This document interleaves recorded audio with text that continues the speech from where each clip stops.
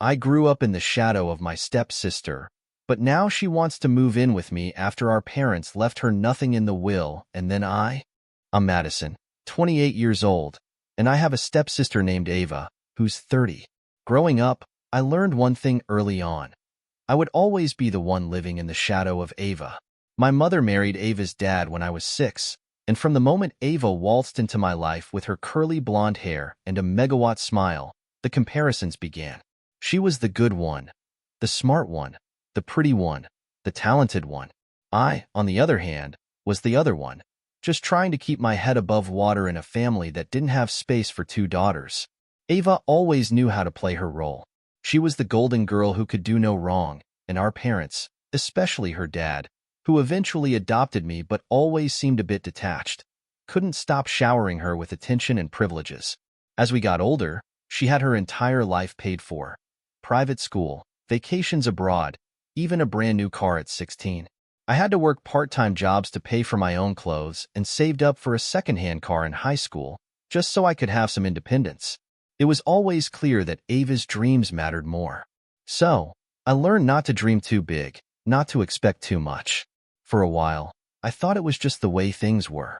Ava would be the one to achieve greatness, and I would be there, I guess. I went to community college while Ava got into an Ivy League school, fully funded by our parents, of course.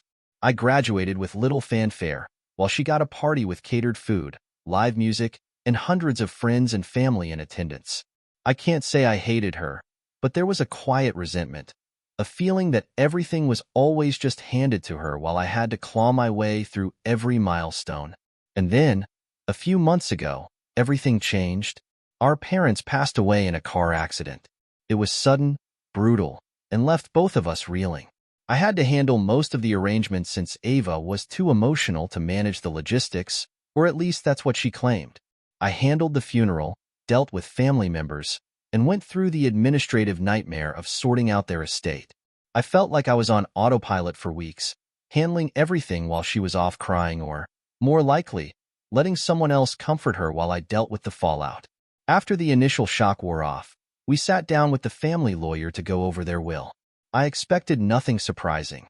I figured that Ava would get the bulk of the estate, considering she'd always been their favorite. I was okay with it, though. I'd been managing on my own for so long that I didn't need anything from them. But as the lawyer started reading through the details, Ava's face changed from mild boredom to complete shock. Our parents left her nothing, not a single cent, not a piece of property. Everything was left to me. Ava sat there, pale and quiet, as the lawyer explained that our parents had made this decision due to Ava's choices. He didn't elaborate, but I was too stunned to ask.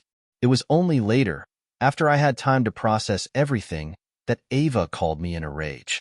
She demanded to know if I had known about this, accusing me of conspiring with the lawyer. I hadn't known, and I didn't understand why our parents would do such a thing to her. But Ava didn't care.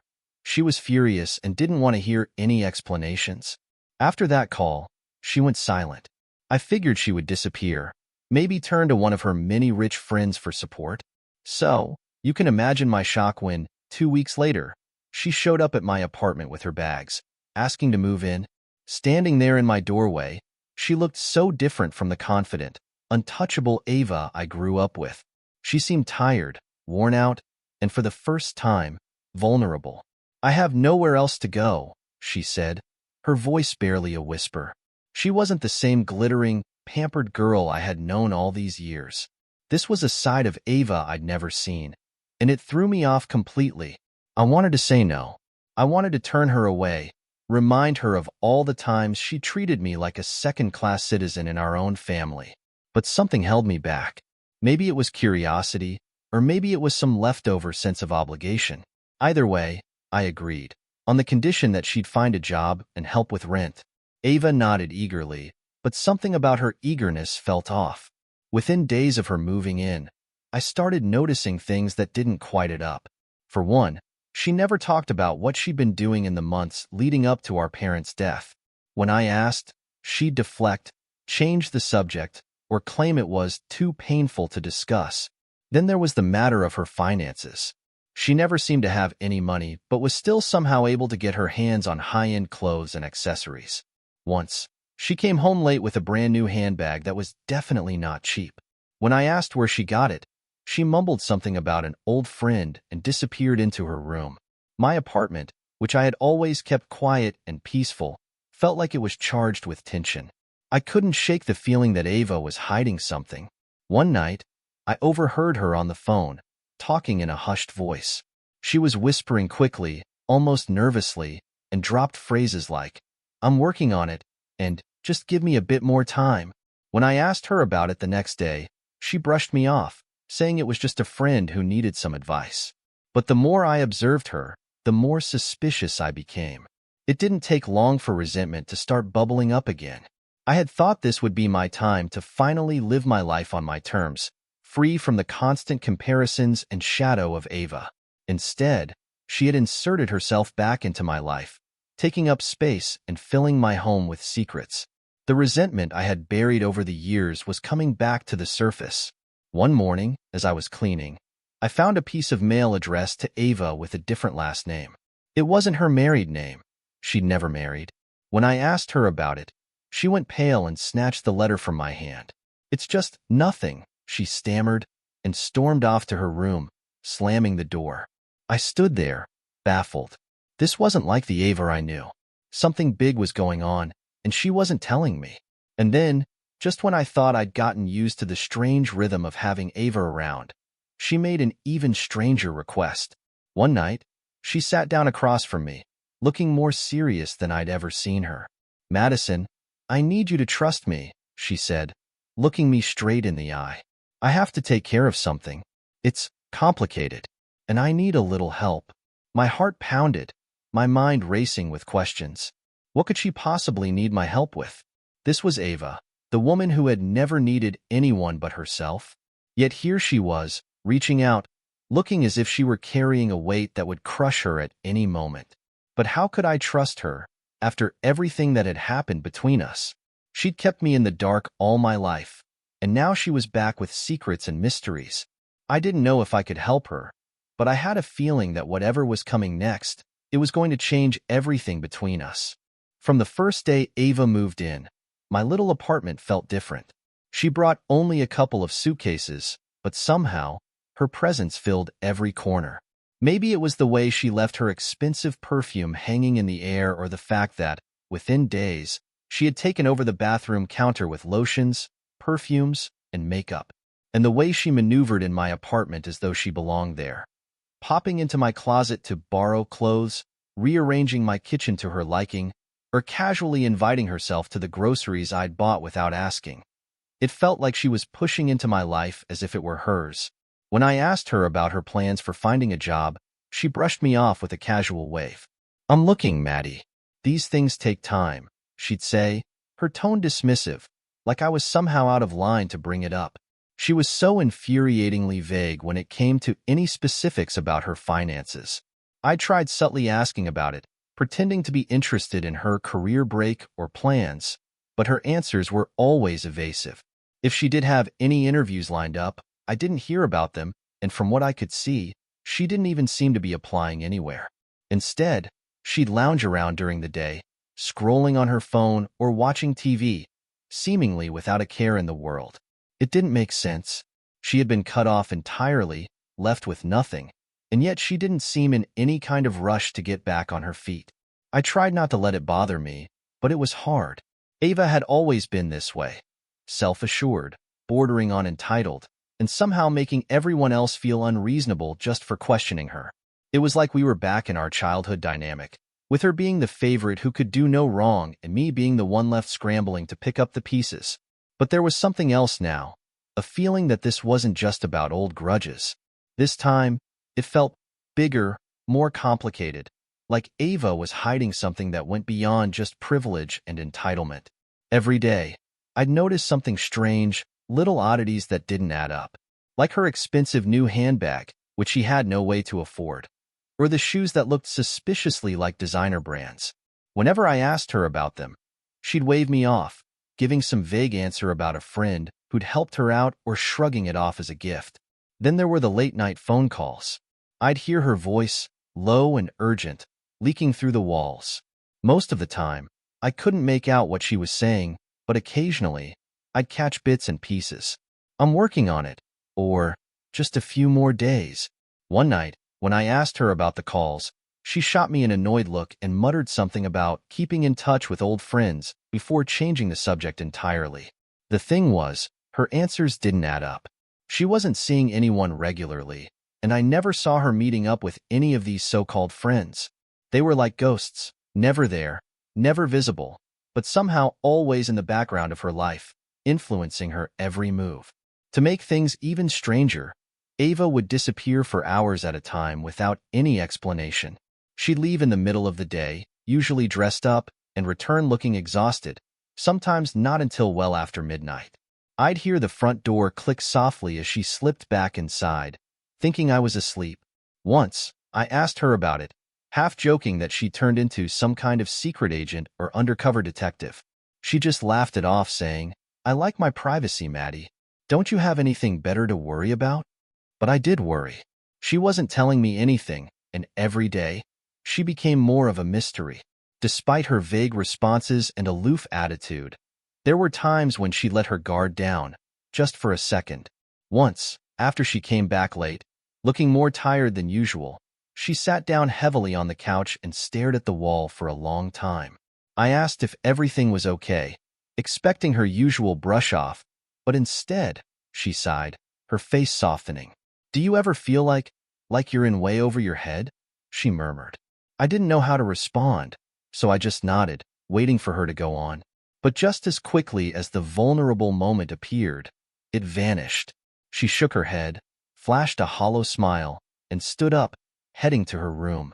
"Never mind," she said, closing the door behind her. After that, I couldn't shake the feeling that something bigger was going on.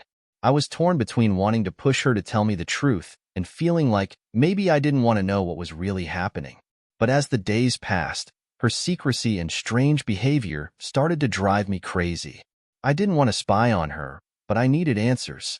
One afternoon, when she was out, I couldn't help myself. I went into her room. I told myself I was just checking to make sure she wasn't hiding anything dangerous or illegal.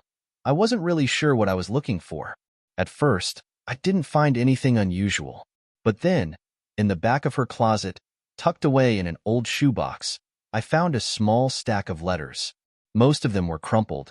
Some looked like they'd been read 1,000 times, and a few were smudged with what looked suspiciously like tear stains. They were from creditors, demanding payment, threatening legal action, and one particularly nasty one from a man named Ethan, warning her that time was running out.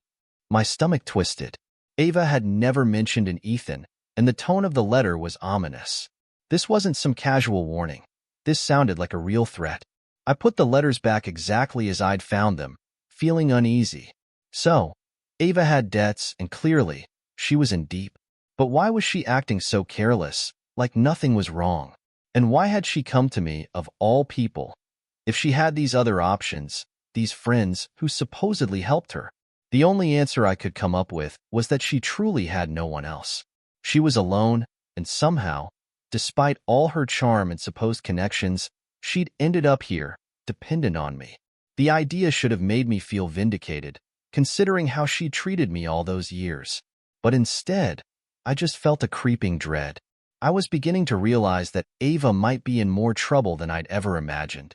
That night, I decided to confront her. I was done dancing around the issue, pretending I didn't know something was wrong. As soon as she came in, I asked her point blank, "Ava, who is Ethan? And why is he sending you threatening letters?" She froze, the color draining from her face. For a moment, she looked so lost, so utterly defeated, that I almost regretted asking. But then her face hardened, and she glared at me. "You went through my things?" Her voice was sharp, accusing, like I was the one who had betrayed her. "I'm trying to help you, Ava." I snapped back. "You show up here, expecting me to just let you live here without any answers, and I'm supposed to pretend everything is fine? You owe me an explanation." She laughed, a bitter, hollow sound. "Oh, you think you deserve an explanation? After all the years you spent judging me, resenting me? You don't know anything, Maddie. You think just because you were the good one that you're entitled to judge me?" Her words stung, hitting on every insecurity I tried to bury over the years. But this time, I wasn't going to back down. Maybe I don't know everything, I shot back, but I know you're in trouble, and I deserve to know what's really going on if I'm going to help you.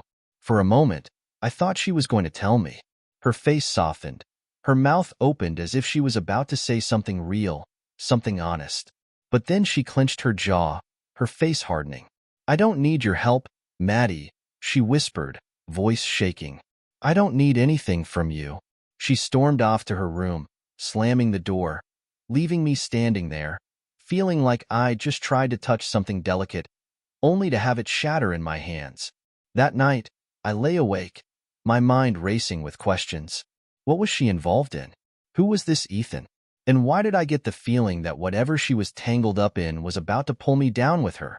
The next morning, she acted like nothing had happened. She sat in the kitchen, sipping her coffee with that familiar air of calm control, her usual mask back in place. About a week after my confrontation with Ava, I received a letter from my parents' lawyer. The envelope was thick and official-looking, stamped with the logo of the firm that had handled my parents' estate. My stomach clenched as I opened it, half expecting some complicated legal form, but the letter inside was brief and unsettling. The lawyer wanted to discuss additional clauses in my parents' will that hadn't been disclosed initially. They kept these details out during our first meeting because they were sensitive and only pertained to me. My first thought was to wonder if Ava had somehow orchestrated this. Maybe she demanded a reevaluation or even threatened legal action. But she hadn't mentioned anything recently about the inheritance. She'd been distant, more withdrawn, as if she were hiding even deeper in her own secrets. The next morning, I met with the lawyer. He was a serious man, with a somber look that hinted he'd seen far too many messy family matters. He didn't waste any time on small talk. Instead, he opened a file and handed me a typed document with additional clauses and handwritten notes, dated from just a year before our parents' death. He explained that my inheritance was conditional, tied to something my parents referred to as protective terms. The lawyer's brow furrowed as he told me my parents had left these clauses to ensure the family's legacy stayed safe. Safe from what? I asked, feeling my pulse quicken. Unfortunately, the details aren't very clear, but there's one thing that stands out, he replied, pointing to a section that had Ava's name carefully crossed out in pen. He continued, your parents instructed us to tell you this only if Ava tried to contest the will or became a dependent on you. A pit formed in my stomach. Had they foreseen this situation? Had they expected her to end up relying on me, needing a place to stay, with no resources of her own? The lawyer went on to say that, per the clauses, Ava was not allowed to receive anything from the estate due to reasons he could not disclose directly but hinted that it involved her origins. Origins? It was an odd word, but I didn't have a chance to ask before he turned his gaze down at the notes, fidgeting. The language used here is unusual, he said, sounding almost embarrassed. But your parents were clear. They wanted you to understand that Ava's upbringing was unique and that her treatment wasn't solely based on favoritism. They stressed that their choices were meant to protect you, in the long run. Protect me? The idea was absurd. I couldn't think of a single reason why Ava, my spoiled, pampered sister, would pose any sort of threat. The meeting left me with more questions than answers, and a deep sense of unease. It felt as if I'd stumbled upon a trail leading somewhere I wasn't sure I wanted to go. But the next day, after Ava left for one of her mysterious outings, I couldn't shake the feeling that I needed to search for answers. I found myself going through the few boxes of old family items I'd saved from our parents' house after they passed. They were filled with photo albums, trinkets, some documents I hadn't had the heart to look through back then. As I sifted through the contents, an old leather-bound journal caught my eye. It had belonged to my mother, a sentimental relic I'd never thought twice about. I opened it up, flipping through the delicate pages, and froze when I spotted Ava's name. My mother had written about Ava's arrival into our family, but the details didn't match the story I'd always been told.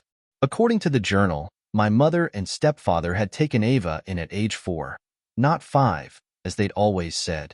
But even stranger, my mother described her in hesitant terms, mentioning that they were requested to care for her, but she never said by whom.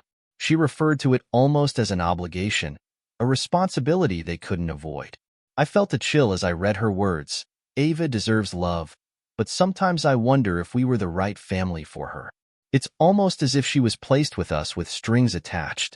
I pray Madison will forgive us one day for the ways we've had to divide our love and our priorities. What could that possibly mean? I felt a surge of anger and confusion, realizing my mother had been hiding this strange sense of guilt her whole life. I kept searching through the box, pulling out random documents until I came across an envelope addressed to my stepfather. It was marked private in bold letters, and inside, I found a letter with an unfamiliar name signed at the bottom. The writer was named Alan Barrington, and his tone was demanding, almost commanding, instructing my stepfather to maintain a certain level of discretion when it came to Ava.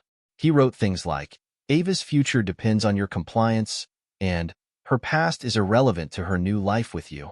The letter was dated the same year Ava had joined our family, but there was no other identifying information about this man. No address, no explanation of how he was involved in Ava's life. What was going on? And why had this man felt it was his place to dictate Ava's life to my parents? The more I thought about it, the more I realized I'd been missing something crucial my entire life. This wasn't just about favoritism or sibling rivalry. There were layers of secrecy and manipulation, ones that stretched back to before Ava and I had ever understood family dynamics. I couldn't help but wonder if Ava herself knew about any of this. Was she aware that our parents had taken her in as some kind of obligation? Did she know about the mysterious Alan Barrington or the strange, protective terms in the will? Part of me wanted to confront her immediately, but I held back. If Ava didn't know, or worse, if she did know but had never told me, then confronting her might be like setting off a bomb I couldn't control. The following night, Ava came home late again, her expression blank and exhausted. For once, I felt less anger and more a strange, heavy sympathy. If she was as much a victim of our parents' secrets as I was, then she'd been carrying a weight I couldn't even begin to imagine. But at the same time, the fact that she hadn't been honest with me burned. So, I waited until she'd settled down in the kitchen, sipping on a glass of wine, before sitting across from her, choosing my words carefully. "Ava, I found something while going through Mom's things. About why you came to live with us." Her face went pale, eyes widening in shock, and for the first time, she looked genuinely afraid. I don't know what you're talking about," she said, her voice shaky. But I pressed on, telling her about the letter from Alan Barrington and the conditions in the will. At first, Ava tried to deny it, but it was clear the name Barrington had struck a nerve. She slumped forward, her head in her hands, and when she finally spoke, her voice was so quiet I barely heard her. "I didn't know it was that complicated," she admitted. I knew there was something unusual. I always felt like I didn't quite belong, but I thought it was just my imagination, or maybe that I wasn't good enough." Her words were laced with a sadness I'd never associated with her. I asked if she knew who Barrington was, but she shook her head. "I've never heard that name before, but I did overhear our parents talking about someone once, late at night. I thought maybe it was a business associate or something, but now—" Her voice trailed off, and I realized she was just as lost as I was. In that moment, all my resentment, my jealousy, my anger faded away. We were two people bound by secrets we hadn't asked for, tangled in a history neither of us fully understood. "Do you want to keep looking?" I asked gently, offering her the chance to unravel the mystery together. She hesitated, looking unsure for the first time since she'd shown up on my doorstep. But then, to my surprise, she nodded. "Yes," she whispered. "I think we need to know the truth." For the first time in years, we were on the same side, united by a shared purpose instead of divided by rivalry and suspicion. We spent hours that night going through old boxes, letters, anything that might give us more clues about Alan Barrington, our parents' intentions, and why Ava had been brought into our family under such mysterious circumstances. And even though the answers still eluded us, I felt something I hadn't felt in years, a connection to my sister, fragile and tenuous but real. For the next few days, I could barely look at Ava without feeling an overwhelming mixture of curiosity, frustration, and sympathy. We had found ourselves tied to a history that seemed woven with secrets and shadows. Shadows our parents had cast without us even realizing it. But every time I thought about our new understanding, I felt a gnawing discomfort. This was Ava, the girl who had lived her life in luxury, while I scraped by. Now, as I saw her more clearly, I couldn't ignore the vulnerability beneath her usual confidence. Her guardedness wasn't arrogance. It was armor. I spent most of my days flipping through the fragments of information we'd uncovered, piecing together bits of what little we knew. The letter from Alan Barrington haunted me, especially his emphasis on compliance and his directive that Ava's past was irrelevant. The chilling implications circled in my mind like vultures. What was so dangerous about Ava's past that it had to be erased, buried, and kept secret? After another restless night, I decided it was time to confront Ava head-on. I found her at the kitchen table, staring blankly into her coffee, a dark cloud of worry etched into her face. She looked up, startled, as I sat across from her. "We can't keep skirting around this, Ava," I began, trying to steady my voice. "Who are you really? And what kind of trouble are you in?" Ava stared back at me, her face betraying a war of emotions. For a moment, I thought she'd shut down again, give me another excuse, or brush me off with her usual nonchalance. But instead, she let out a shaky breath, her shoulders slumping. "Fine," she whispered, almost to herself. "You deserve to know the truth." I wasn't prepared for the confession that followed. Ava, as it turned out, wasn't my stepsister at all. She wasn't even biologically connected to our family. Our parents had adopted her when she was 4, under circumstances that Ava described as extremely complicated. She revealed that they'd never legally disclosed the adoption to the public. Only a few people knew, and everyone involved had been carefully chosen to keep it all under wraps. "Why the secrecy?" I demanded, trying to digest the revelation. But Ava hesitated, glancing away. Because my biological family was dangerous," she admitted, her voice trembling. "My birth parents were involved in things that, let's just say, our parents didn't want me to know about." I struggled to process her words, the pieces of the puzzle finally starting to align. Alan Barrington wasn't just a business associate, as I'd first assumed. He had somehow been tied to Ava's biological family. "But why now?" I asked, frowning. "Why is this all coming up so suddenly?" Ava grimaced, and her gaze fell to the floor. "Because I tried to look for them a few years ago," she said, barely above a whisper. "I found some of them, actually, but it didn't go the way I hoped. I thought finding them would bring me some closure, maybe answers. Instead, I found debts, unpaid debts, attached to my name, and a man named Ethan, who told me he was a collector of sorts for my biological family's enemies." Her words hung in the air like a dark cloud. I could feel the weight of her choices pressing down on us both, the enormity of what she had gotten herself into. "So, that's why Ethan's after you," I murmured, piecing it together. "It's not just debt. He's trying to collect on your family's sins." Ava nodded, looking completely defeated. "It's why our parents cut me off," she confessed, tears pooling in her eyes. "They found out about my search, about the threats I'd stirred up by getting involved. They tried to talk me out of it, but I didn't listen. I was so desperate for answers, I thought I could handle it. And now it's all come crashing down on me. They knew I was in trouble, but instead of bailing me out, they left me nothing. I guess they thought it was the only way to protect you." I wanted to be angry with her. I wanted to yell and demand to know why she dragged this mess into my life. But looking at her, seeing the fear and regret etched on her face, I couldn't muster the anger. I only felt a hollow ache in my chest, a painful understanding of the weight she'd been carrying all this time. It wasn't just about her privileged life or her spoiled attitude. She had been running, hiding from a past she didn't choose, a life she didn't ask for. As we sat there, an uncomfortable silence settled between us, the weight of our family's history pressing down. "So, what now?" I asked quietly, afraid of the answer. Ava looked down, wiping a stray tear from her cheek. "I don't know," she admitted. "Ethan is relentless, and he's not going to stop until he gets what he wants. And I don't even know what that is anymore. Money, revenge, something else. But he wants it from me, and he thinks I can give it to him. Her words sent a shiver down my spine, and for the first time, I felt truly afraid. This wasn't just about debts or family secrets. It was about survival. I realized that everything I thought I knew about Ava and our family had been a carefully constructed lie, meant to protect me while leaving her exposed. Ava had been the shield, the barrier our parents had put up between me and whatever danger they feared. And I had grown up resenting her, completely blind to the life she'd been living under the same roof, enduring her own battles while I focused on my jealousy and frustration. For the next few days, we lived in a strange limbo, barely speaking but somehow more connected than we'd ever been. Ava's vulnerability was raw, her bravado gone, and in its place was a fragile, haunted woman who had lived through unimaginable stress.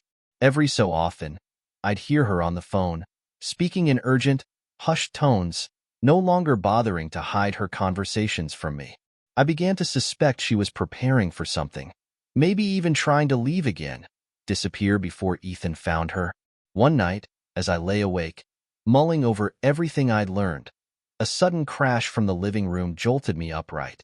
Heart racing, I ran out of my room to find Ava frantically gathering her things, shoving clothes and documents into a bag. "What are you doing?" I demanded, watching her in shock.